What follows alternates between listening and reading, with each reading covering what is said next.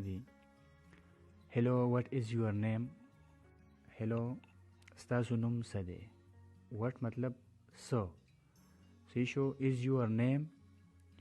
دی ستاسو نوم you تاسو د پر راځي ټیک شو you تاسو او your ستاسو لکه یو سیز وي ستاسو نو آی د پر your name نو ستاسو نوم ټیک شو my name is Sabah my زما name نوم is Sabah de Sabah نو د انګلیش ته خبرو سټرکچر چې کوم دی د پښتو نه بالکل بدل دی نو په دې وجه مونږ الفاظ داسې لګو چې my name is Sabah زما نوم دی سبا داسې نه وایو چې زما نوم سبا دی نو په انګلیش کې به مونږ داسې وایو چې my name is Sabah ټیک شو how are you څنګه یې تاسو تاسو څنګه یې مطلب دا I am fine fine خطه وی لکه ټیک ټاک چې مونږ وایو I am fine زه ښه یم where are you from تاسو د کوم ځای نه یې ټیک شو تاسو د کوم ځای یې لکه from راځي د یو ځای نه لکه څنګه چې مونږ وایو from پېښور د پېښور نه from اسلام آباد د اسلام آباد نه from پاکستان د پاکستان نه نو فرام راځي نه پښتو کې د دې لپاره نه ټکی دی چې where are you from کم ځای where راځي د کم ځای لپاره لکه کم ځای ټیک شو where are you from کم ځای یې د کم ځای یې تاسو نه مطلب تاسو د کم ځای نه یې صحیح شو I am from Pakistan زه د پاکستان نه یم زه یم د نه پاکستان لکه زه د پاکستان نه یم فرام پاکستان چې څنګه تاسو ته مو وایي چې فرام پېښور فرام پاکستان د پېښور د پاکستان نه لکه I'm from a city in America زه یم د یو ښار نه in America په امریکا کې زه په امریکا کې د یو ښار نه یم صحیح شو I am زه یم from a city د یو ښار نه in America په امریکا کې ها نو دې ته په انګلیش کې پروناونز وایي چې دا مونږ ډېر زیات استعمالو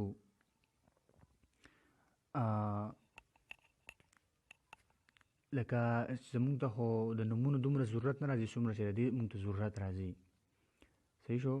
نو آی به مونږ په انګلیش کې د زه دپاره استعمالو لکه زه آی ام زه یم لکه ټیک شو وی به مونږ د مونږ دپاره استعمالو مونږ لکه وی مونږه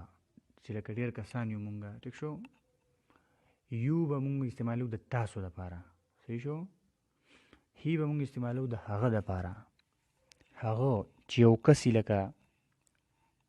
مونږ د هغه په باره کې خبره کوو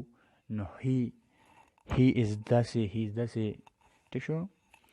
خو چې کله هغه مونږ وایو خو د جینۍ دپاره وایو نو بیا به مونږ شي استعمالو صحیح شو یا د یو زنانه ښځې دپاره وایو جینۍ دپاره وایو لکه مونث دپاره وایو بیا مونږ شي استعمالو او ایټ به مونږ د هغه دپاره استعمالو خو د زناور یا د یو بیجان شیز دپاره صحیح شو لکه سپی شو داسې هغې په باره کې مونږ خبره کوو بیا مونږ ایټ استعمالو او دی به مونږ د هغوی دپاره استعمالو دی داسې ټکی دی چې کله مونږ که هلکان وي چېرته ډېر وي یا جنکۍ وي یا هلکان هم وي او جنکۍ هم وي خو چې د یو نه ډېر وي هغې دپاره به مونږ دی استعمالو صحیح شو ها نو دا به مونږ څنګه استعمالو نو مثال دا دی چې آی ام پاکستانی زه پاکستانی یم یو آر افغانی تاسو یې افغانیان نو دلته دا خبره نوټ کول ده چې د آی سره به ام راځي لکه یم د یو سره به آر راځي صحیح شو یې لکه تاسو یو آر افغانی تاسو یې افغانیان ٹھیک شو هی اس پاکستانی هغه دی پاکستانی نو چې کله واحد وي یو کس وي یا یو جینۍ وي نو هغې سره بیا مونږ از لګو از هغه دی پاکستانی او شي از افغانی نو هغه دا افغانی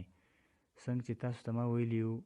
چې په انګلیش کې د هی او لکه د مونث یا مذکر دپاره الفاظ نه بدلیږي دلته خو موږ صرف پروناونز بدل کړل چې هی او شي خو نور الفاظو ته به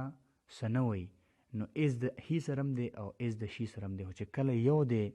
لکه شي جنې ده یوه ده نوم بر از راځي چې الک دی یو دی نوم به از راځي. ټیک شو. چې کله مونږ فرض کو اوس ډېرې جنکۍ وي یا ډېر هلکان وي هغې دپاره مونږ وایو چې هغه افغانیان دي نو بیا مونږ وایو they are افغاني. ټیک شو. ښه اوس چې کله مونږ د یو خبرې نفي جوړو چې لکه دا کار داسې نه دی دا خبره داسې نه ده